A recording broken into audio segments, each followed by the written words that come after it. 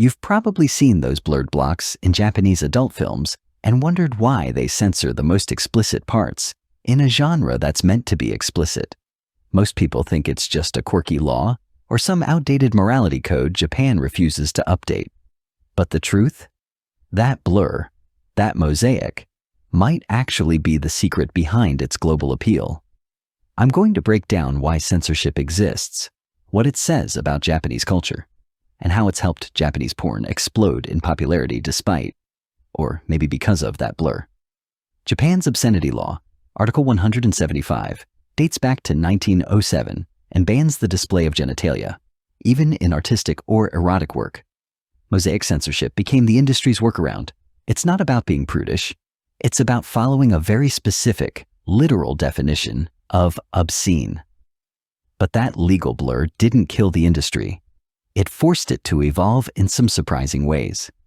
Without explicit visuals, creators had to get more creative. How do you make something erotic when you can't show the most erotic part? They leaned into storytelling, body language, sound, and implied tension. Japanese porn couldn't show everything, but it showed just enough to let your imagination run wild.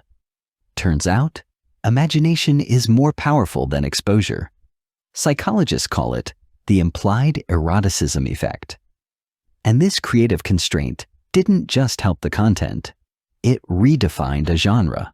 Japan's adult industry became a global export, with unique subgenres like JAV. It had to compete with Western porn, which has no such restrictions. But instead of being buried, Japanese porn stood out, because it was different. The mystery, the culture, the acting, it gave viewers something they weren't getting elsewhere.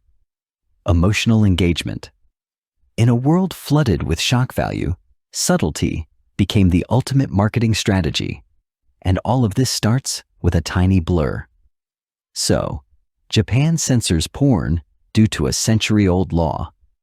That law created an industry that thrives on suggestion and subtlety. And ironically, what was meant to limit expression became the reason for global obsession.